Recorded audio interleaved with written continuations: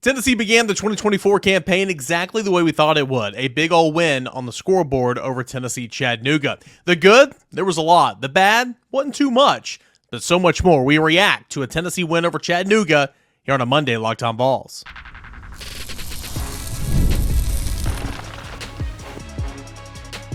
You are Locked On Vols, your daily podcast on the Tennessee Volunteers. Part of the Locked On Podcast Network, your team every day. Hey, good Monday morning, everybody. Welcome into Locked On Vols. I am your host, Eric Cain. Appreciate you guys for making Locked On Vols your first listen, your first watch here on a Monday morning. Go to 5hourenergy.com, put in the promo code LOCKEDONCFB, and you're going to get 20% off your order. Big shout out to our presenting sponsor here today. That is 5 Hour Energy. We got a lot to get into today. I'm stoked to have you here on the show. Going to give some more thoughts, some more takeaways. Of course, they did a postcast show on Saturday night. That was some raw, immediate reaction. So if you didn't catch that postgame show on Saturday night, I encourage you to go back and look and listen and watch it.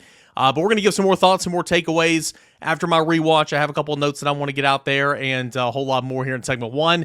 We're going to listen to the scoring plays, courtesy of the Vol Radio Network, in segment number two, kind of get a little game recap. And then I'm going to go through each position group, say the good, the bad, what my grade would be for that position group. And then I'm going to give out something new this year that I'm going to do here on Monday mornings, game ball. It can be it can be on one side of the football, offense, defense, whatever the case may be. Today I'm going to give out a couple of game balls, so that'll come up in segment number three. Appreciate you guys for being here. What a win. What a way to start the season. Again, like I said in the cold open, that's exactly what we thought was going to happen, right? We thought Tennessee was going to go out there and manhandle Chattanooga. In fact, if Tennessee didn't go out there and manhandle Chattanooga, then there's something wrong. Big red flag, right? If Tennessee didn't dominate the line of scrimmage, if Tennessee didn't run all over, like on the run game, rushing over UTC, then something was the matter. But Tennessee accomplished all that. Tennessee, again, did exactly what it was supposed to do. And, some of my thoughts, of course, the big thought coming out of that football game was, and I spoke on this Saturday night, man, Nico looks good. And we say all this in the next 30 minutes with the disclaimer of Chattanooga is an FCS program. Now, it should be a pretty good FCS program. It was a second-round playoff FCS program team a year ago. We'll see what's in store for the Mocs this year, but it's still an FCS program. It is an inferior opponent. So every other team Tennessee plays this year will be better than what they saw on Saturday. Still, even though Nico's going to be going up against better defensive backs, better linebackers, a more talented defensive front in front of him, I still thought nothing Nico did on Saturday is going to slow that hype train down. In fact, how could it? I threw out this note on Saturday night, and I'm not trying to slam Joe Milton, but it took Joe Milton until his last game in uniform here at Tennessee to record a game where he threw for over 300 yards. Nico did that in the first half. He only played a half on Saturday in his first home start. He did that in a half of football. He threw for 314 yards in the first half. That set a Tennessee program record for most passing yards in a single half. Tyler Bray threw for 313 against Troy back in 2012. Nico started the game 10 for 10. He finished the game 22 of 28, I believe, 314 yards, and of course those 3 passing touchdowns. He was phenomenal. He was 10 for 10 over the middle of the field, which, man, that's a part of the game that has been lost. At least it was lost in 2023. The usage of the middle of the field, that was a third of the field that was forgotten, and Nico was 10 for 10 for passes beyond the line of scrimmage, between the numbers, between the hashes. That's awesome, right? That is a part of the field that Tennessee used a whole lot in 2022, and you saw that kind of return here on Saturday against the Mocs. So I thought Nico was incredible, and with Nico being the way Nico was, welcome back explosive plays. Tennessee had 53 offensive plays in 2023 that went for 20 yards or more down the field. On Saturday, Tennessee did 8 alone. So you do 8 times 12 regular season games, well, that's 96. If you do 8 a game in the regular season alone, that's 90. You're on pace for 96 offensive plays that go for 20 yards or more, compared to only the 53 in 12 games last year for this Tennessee team in the regular season. Sure, there'll be some games this year where Tennessee won't accumulate that many explosive plays, but the explosive plays were back, and they're back in a big way. It was awesome to see. Tennessee logged 7 passing plays that went for 15 yards or more down the field, 8 running plays that surpassed 10 yards or more. That's what's considered an explosive play, courtesy of the stat program that I use. And I would have, run plays up around 13 or 14 yards, pass plays of 20 yards, but 15 and 10 is fine. Tennessee had explosive plays on 10 of the offensive scoring drives, all but one of them. Tennessee had at least one explosive play during that drive. So Tennessee scored 11 touchdowns on the day. One of those was a block punt, scoop and score from Jordan Ross. We'll get into that here in a moment. But Tennessee scored Tennessee scored on 10 offensive possessions. 9 of those 10 registered an explosive play in this football game. We'll kind of get to the scoring plays here in a moment in segment 2 and kind of what set those up. But the only drive of the day where Tennessee scored and did not register at least one explosive play during the series was the last offensive touchdown of the game. That was Khalifa Keith's 1-yard rush with about 4 minutes to go in the fourth quarter. That capped a 17-play, 80-yard drive where Tennessee's third and fourth stringers just march right down the field. That is pure domination, as it should be. Again, as it should be. That's domination right there. So, welcome back, explosive plays. That was great to see. Defensively, you only had one turnover forced. That was a great play. The first defensive series of the year. Okay, it was 1st and 10 from the UTC 38-yard line. It was zone right. It was a basic elementary school play, zone right. Will Brooks came down from a safety position and filled hard in that C gap. You had Arian Carter that came over and filled hard in that play side B gap. So the running back, Reggie Davis was his name. When he had the football, he didn't really have anywhere to go. Joshua Josephs, he didn't set the edge as tight as Rodney Garner would like, but he did set the edge. So there wasn't anywhere to bounce. There wasn't a hole to go to. So he looked back.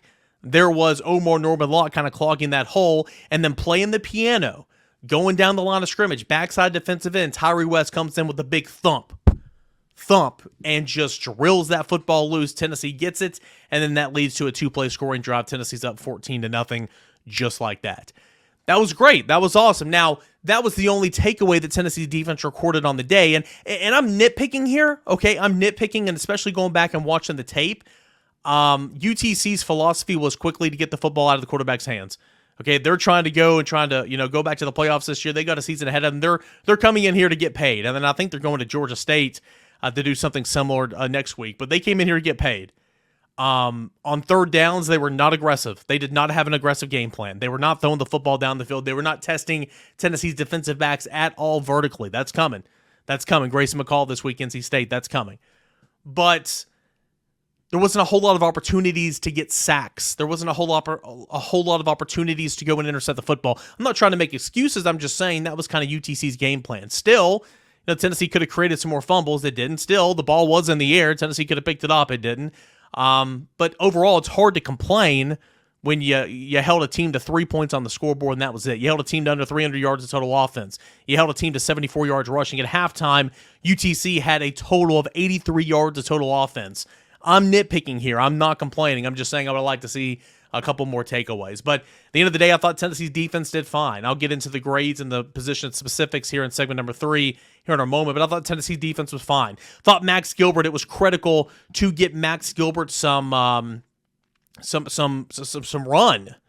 in this football game. You didn't want to go. It's not a true road game, I recognize that, but you didn't want to go next week to Charlotte against NC State, a team that's top 25 preseason.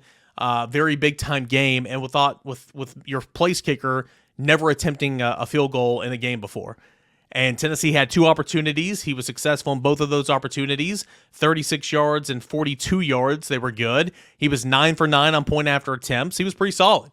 That's good. I mean, sure, there's going to be much more pressure cooking situations to kick field goals, but for the opportunities that he got the other day, that was good. That was a check. So good for Max Gilbert.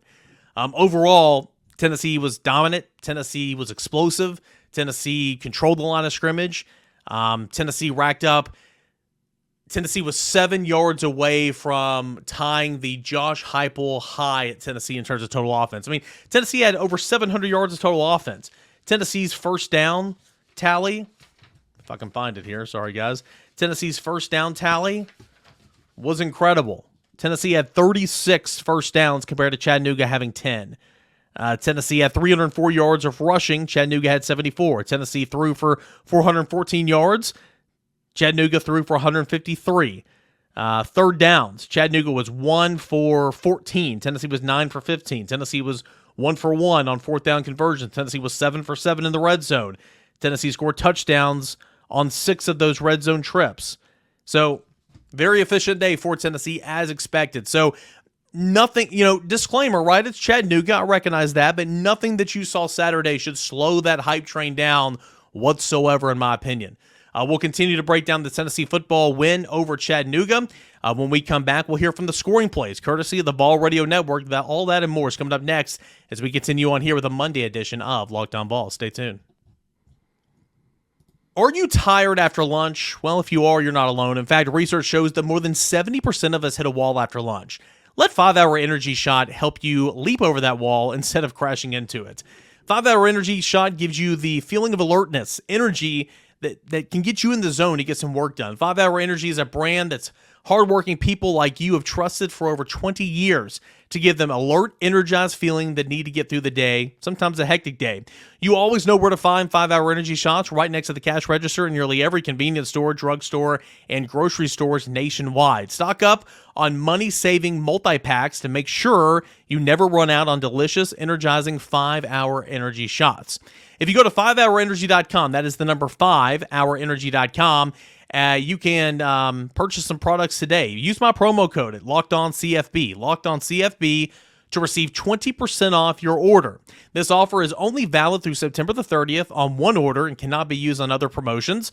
The code is not good on subscription orders. Go to 5hourenergy.com today and go ahead and check out all the selections they have to keep you alert and ready to go. That's 5hourenergy.com. Hey, welcome back in here to your Monday edition of Locked On Vols. I'm your host, Eric Cain. Make Locked On SEC, Locked On College Football your second, third listen here this morning. A lot to unpack around the conference, a lot to unpack around college football. Get your Vols fix here every morning. Make that your first listen here, but go ahead and check out some other shows on the network. That's Locked On SEC and Locked On College Football. Hey, don't forget, you got questions? I'm going to try to have an answer for you. We'll let you everydayers take over the show tomorrow. For mailbag edition of the show. Met some of you guys walking into Neyland Stadium and talked to some of you guys, a couple of you guys actually, on Saturdays. So if you're listening and had a chance to catch up with you guys, it was great meeting you. Can't thank you enough for making Locked On Vols your first listen and listening to us every single day. So that's always fun. But if you guys have any questions, send those in at _Cainer at Locked On Vols, and you can comment on the YouTube channel, and I'll check those as well. We'll get into your questions on tomorrow's mailbag edition of the show. Okay, so Tennessee scored early and often, courtesy of the Vol Radio Network. Bob Kessling on the call, Pat Ryan, and Brent Hubbs. I have written permission to play these audio clips here on Locked On Vols. I want to play them for you guys. This is how it all sounded, courtesy of the Vol Radio Network. Getting things going, 11:09 on the clock. Dylan Sampson punches it in from 1 yard away to cap 11-play, 65-yard drive that took 3:43 off the clock. The first points of the 2024 season, courtesy of Dylan Sampson. They'll hand it off to Sampson again, and he fights his way into the checkerboards in the south end zone. Tennessee on the opening drive marches in for a go-ahead touchdown, and the Volunteers lead early against Chattanooga, 6-0. That's a good start for Tennessee, leading 7-0 after that PAT. Again, the first defensive series of the game.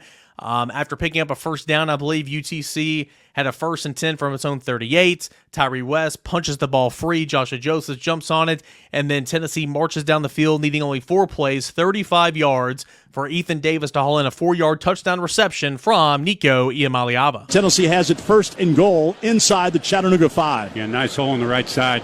Nico fires over the middle. Touchdown. Pass caught. Touchdown, Tennessee. Quick throw to the tight end, Ethan Davis. He just slipped inside right in the middle of the end zone, and Nico found him in Tennessee. 2 for 2 on scoring drives in this game, and the Vols out to a 13-0 lead. 14-0 after the PAT. Tennessee was sitting pretty. Tennessee gets the football back less than a minute later, and Tennessee marches down the field, needing only 2 plays of 69 yards. Nico had his best throw of the day. It was a post pattern. They were running cover 3. Safety rolled down. Corner was running with the Z receiver. You had a corner going deep on side, 1 high safety. You had a safety rolling down to take a third. You had they're rolling cover 2, excuse me. You had 2 backers here that were dropping, and you had three guys playing at linebacker depth, the high safety, and Nico hits Chris Brazzell for, I believe it was 23 yards. He just right in that pocket. I mean, I saw Aaron Murray kind of break that down on social media, former Georgia quarterback, and of course he knows a lot about football, and I remember seeing it, from the press box, and then of course watching it in slower detail during the rewatch. That was goodness gracious, what a throw that was. When he throws the football, Brazzell is not open, but he's throwing it to the open space. Now, Alabama will have better linebackers. Florida will have much better linebackers. So that's still a risky throw, but boy, what a throw that was. Best throw of the day went to Chris Brazzell for a pickup of 23 yards. And then it was right over the middle of the field again, 36 yards to Dante Thornton.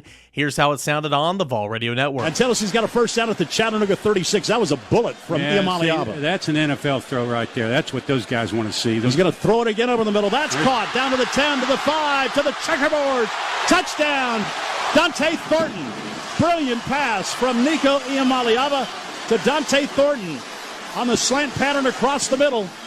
36 yards on that pitch and catch. And Tennessee's had the ball 3 times, and they've scored 3 times. It's 20-0, Tennessee.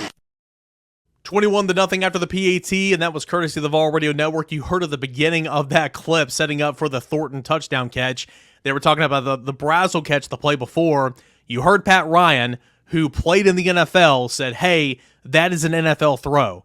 Again, I can't say this enough. That was his best throw of the day.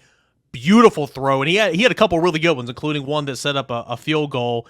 I believe it was the field goal play here to Max Gilbert. I'm not going to play the audio, but Max Gilbert go from 36 yards. I believe it was a 56 or 50-something yard pass down the sideline where Joe Milton overthrew that wide open receiver a couple of times, or the receiver stopped running, or whatever the case was, but just a gorgeous throw down the far sideline to Dante Thornton to set up that field goal, and Tennessee's leading 24-0. All right, into the second quarter. You had Dylan Sampson that cashed in from 3 yards out, his second touchdown of the day, capping a 78-yard, 6-play drive that took just a minute 59 off the clock. Tennessee at 14:03 in the second quarter led 31-0.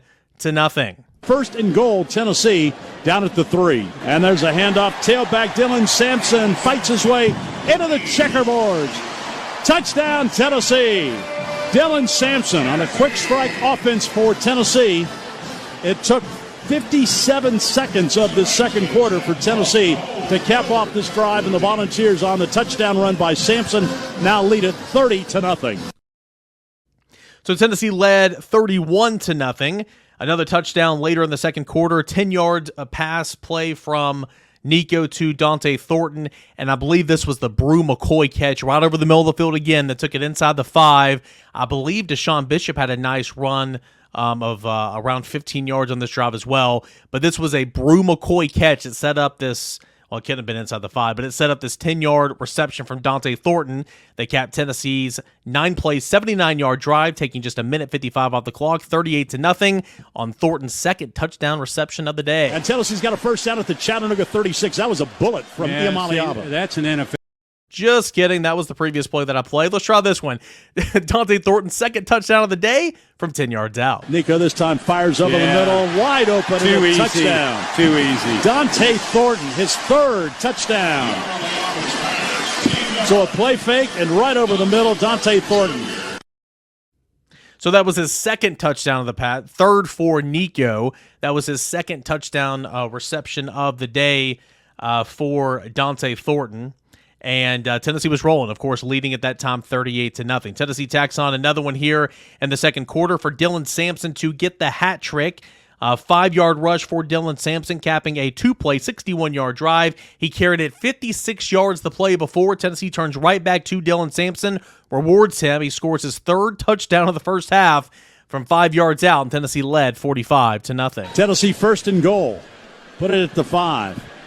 Handed off, Sampson powering toward the end zone, and touchdown, Tennessee. Dylan Sampson from 5 yards just rode those big linemen into the end zone. That didn't take long. Tennessee now leads Chattanooga 44-0 as Dylan Sampson takes it in for another touchdown today. All right, so Tennessee led at the halftime break 45-0. Coming out in the second half, it was a couple of field goals. UTC got on the board converting on a 43-yard field goal, 9-play, 50-yard drive, 4:50 off the clock to begin the second half.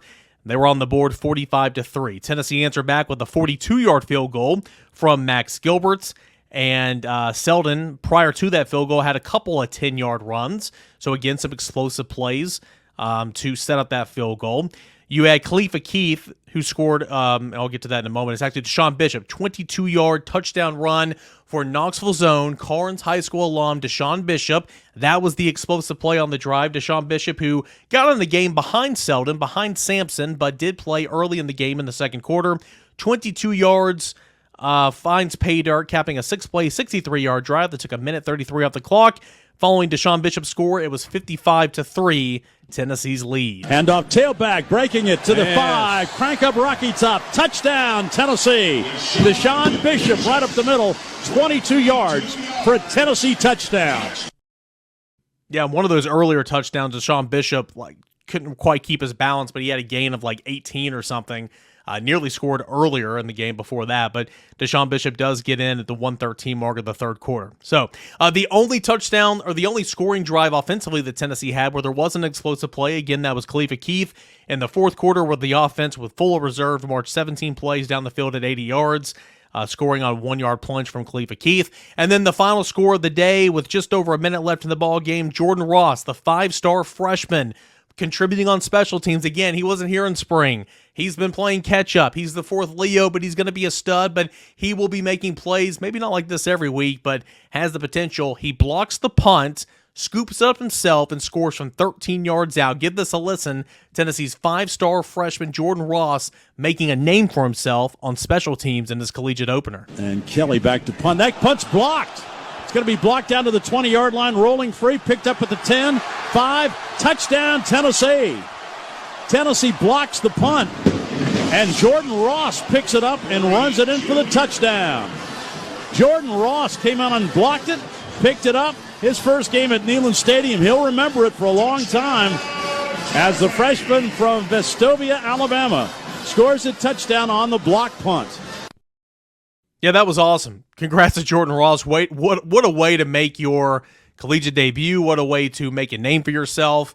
And don't forget, he's going to be a great defender when it's all said and done. There's just you got a first-round talent in front of you in James Pierce, Joshua Josephs, who's had a great offseason. He had a good day on Saturday. You got Caleb Herring that played a defensive line high of, I want to say 21 snaps. There's some guys in front of him, but Jordan Ross coming out in a big way. That was really, really cool way to cap the day as well, getting a special team score. So that's how it sounded, courtesy of the Vol Radio Network. Again, I have written permission to play those audio clips here on Locked On Vols. Hope you guys enjoyed them. Hope you guys enjoyed the calls from Bob Kessling.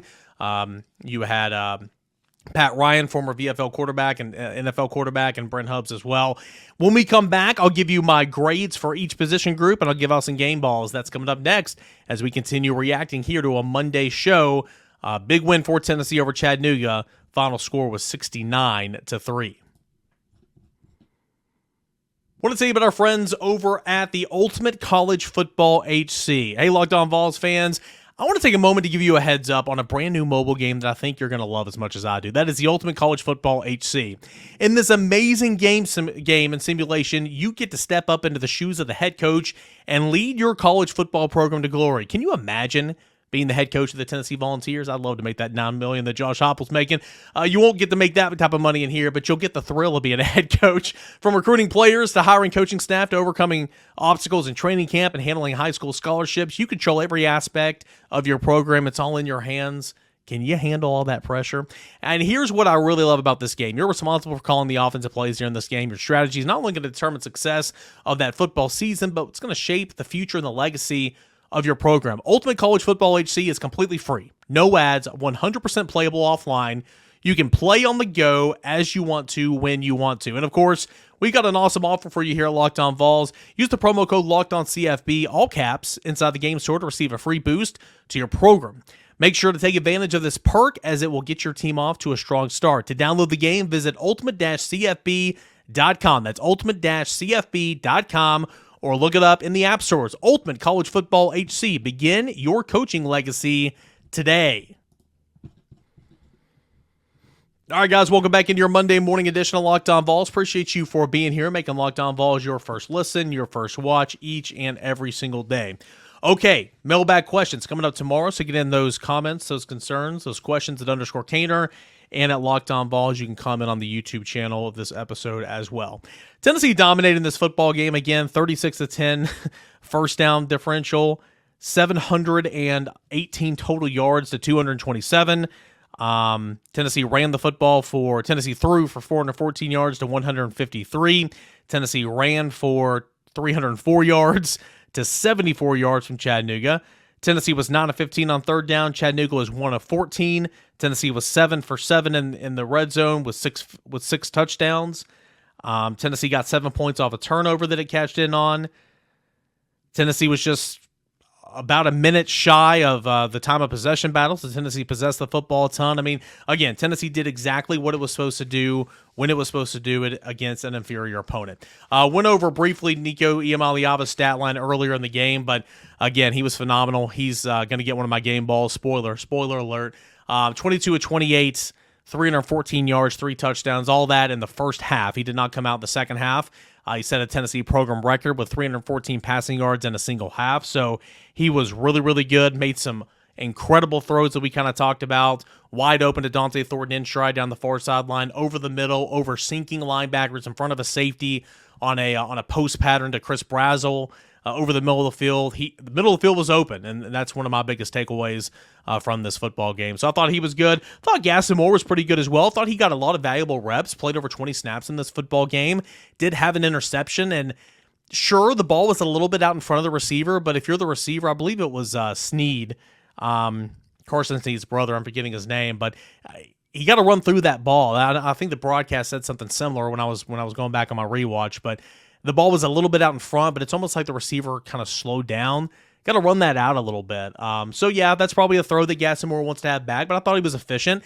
He'd like to have those balls back that he threw to Chris Brazzell in the back of the end zone. Nearly had a touchdown for Chris Brazzell. The first one missed by a matter of inches, but I thought those were great reps for Gaston Moore, much needed. And then Jake Merkler came on there towards the end, was a perfect 4 for 4, 31 yards. I thought he was pretty solid in that regard as well. So the quarterbacks are going to get an A. Kind of hard to argue anything but that in that regard. So the quarterbacks will get an A. Let's go to the running backs. Dylan Sampson didn't get a whole lot of work all fall camp. He looked rested, 12 carries, 124 yards, a first half hat trick, 3 touchdowns. He looked good. Deshaun Bishop, 60 yards on the ground. That was about where I kind of projected him to have going into the game. 5 carries, averaging 12 yards a pop. Samson averaged 10 yards a pop. Cam Seldon, I thought, looked strong as well. Taking some contact for the first time, or not for the first time, but, against an opponent. 47 yards off 7 carries. He averaged 6.7 yards per pop. Khalifa Keefe, he had 43 yards, most of that coming on the last offensive possession for Tennessee. He had 10 carries. Peyton Lewis, the true freshman, again, worked in there when he could, 14 yards off 4 carries. All in all, and that'll get to the offensive line here in a moment, I thought the running backs did a really good job, so the running backs will get an A. Tight ends combined for 4 receptions, 2 to Ethan Davis and a touchdown, 2 to Holden Stays. Tennessee ran for over 300 yards, and they utilized that tight end a couple of times. The tight end block on the split zone sprung that running back to the next level. Tight ends, they're going to get an A in this one. Offensive line, anytime you have over 7 yards of total offense and over 300 yards rushing, I don't care who you're playing. I don't care. You are going to get an A. Sure, there was a couple of times where I thought the offensive linemen were tired. That's first game stuff. It smacks you in the face like we talked about last week. Lance Herb was lazy on a couple of reps. John Campbell got lazy and held on 1 rep because he was tired. But that's just human nature at times, especially in week 1. I don't care who you are. Again, this is an inferior opponent, but when you rack up over 700 yards total offense, that offensive line is going to get an A. And then A+. And then the wide receivers. Dante Thornton, hello, welcome back. Chris Brazzell looked great. Brew McCoy looked explosive. Squirrel White was kind of an afterthought. Thought Trey Weary, walk-on wide receiver, had some of the better catches in the fourth quarter. Thought Chaz Nimrod looked well. Caleb Webb had a man miss. Yeah, I thought the wide receivers looked good. So the wide receivers are going to get an A as well. We shift over, and real quick, if you're watching on YouTube, I made this nice little graphic that I'm forgetting to show. Nice little graphic here for Dante Thornton. 3 receptions, 105 yards, 2 touchdowns. Welcome back for Dante Thornton. That was great to see. And then for Dylan Sampson, 12 carries, 214 yards, 3 touchdowns. That was really, really cool to see as well. Both of those guys could get the game ball, but they're not going to. That's coming up here in just a moment. Defensively, again, I would have loved to have seen some more takeaways. However, UTC's strategy going into this game was getting the football out quickly. In fact, I had it in front of me somewhere. I think UTC's average yard per attempt in this football game, let's see here. Average yard per completion was 11.8. Average yard per attempt was around 6 yards. So, again, they were not putting the ball down the field. So they were getting the football out of their hands quickly. Not a whole lot of opportunities to get back there and get some sacks. Tyree West, I thought, was phenomenal. Forced fumble. He had a sack. He's just picking up right where he left off in the Citrus Bowl. I thought he looked really, really good. I thought Elijah Simmons played well. I thought Omar Norman Lott showed up a little bit. Omari Thomas batting that ball down. Again, it's hard to criticize a defense that gives up 3 points in a game and hold the team to 74 yards rushing, 83 total yards of offense in the first half before they completely emptied the bench. Defensive line gets a B+. Linebacker play, Arian Carter over-pursued a play on play number 1, but other than that, I thought he played really well. I thought Keenan Peely just looks strong. He looks quick. He flashed. I thought Jeremiah Teaglander stuck his nose around the football all game long. Thought Caleb Perry made some plays. Thought Jalen Smith flashed a little bit. Linebackers get an A. Defensive backs going to get a B. I think one series was an issue for both Andre Turrentine and Will Brooks. Andre Turrentine missed 2 tackles on one play. Will Brooks was slow in man coverage getting over to cover a route. And I believe that was the first series of the second half when they settled for a field goal. But outside of that, I thought both of those guys were solid. I thought Will Brooks came down to play the run really, really well. Thought Andre Turrentine played. I thought Jacoby Thomas flashed. There were a couple of times I'm like, whoa, who was that? That was Jacoby Thomas, so that was really, really good to see. Jamal McCoy had a really strong debut for Tennessee, had a nice pass breakup towards the goal line. I thought he was harassing their wide receivers. Jordan Matthews and Caleb Beasley. I think Jordan Matthews, who's the 4th corner when everybody's healthy. Of course, Ricky Gibson didn't go in this game, so your starter was Torrey McMurray and Jamal McCoy, 2 transfers. And then Jordan Matthews was that 3rd corner. I thought he was slow in the first quarter, and I thought he made up for it a lot as the game went on. He didn't wow me at all, but he did get better as the game went on, and that's good for Jordan Matthews, because I think Jordan Matthews is going to be counted on some this year. And then Caleb Beasley, who literally transferred mid-semester to be here for spring practice, got here day 3 of spring practice, the 4th day of spring practice, got hurt. He's barely played. He made a couple of mistakes, but also flashed a little bit as well. So I think there's a lot to learn for Caleb Beasley at the cornerback position. But anyway, the defensive backs, I think, are going to get a B in this game. Boo Carter, he showed up. Also, he was trailing some, behind the receiver he was covering. At times he was out of position, but he's a young guy. He's going to make mistakes, but he showed up a couple of times. They love the blitz of the Boo, and he's good at it. So I expect that to continue to happen a little bit. So defensive backs are going to get a B. Special teams, 2 for 2 field goal, 9 for 9 PAT, 12 for 12 between JT Carver and, of course, Josh Turpinville on touchbacks on kickoffs. There was 1 penalty on a punt return, but overall, I think special teams are going to get an A, and then coaching is going to get an A+ because they rotated the entire game. And for my game balls out the door, obviously I'm going to give it to quarterback Nico Iamaleava. It's UTC, but boy, he was good in one half of play again. 22 of 28, 314 through the air, 3 touchdowns. Nico gets the game ball offensively, and then defensively, going to give it to 2. Well, I'm going to give 1 for offense, I'm going to give 1 for defense, and I'm going to give an extra 1. You can say special teams. Defensively is Tyree West. Forced fumble. What a great play that was. A sack. The only Tennessee player to get a sack. So I thought Tyree West played well. And then Jordan Ross. Jordan Ross flashed, made a TFL on a 3rd down in the second half. I said, whoa, who's that? And, of course, blocking that punt, picking it up, scooping and scoring. Jordan Ross gets a game ball. So Nico on offense, Tyree West on defense, and Jordan Ross defense and special teams gets my game ball. 3 game balls here in week 1. All right, a whole lot to unpack, and we just burned through that here in a little over 30 minutes. Appreciate you guys for being here. Make Locked On Vols your first listen, your first watch each and every single morning. We'll come back tomorrow, mailbag edition of the show. You everydayers get in those questions about NC State, those comments about Saturday, those concerns about Saturday, whatever the case may be.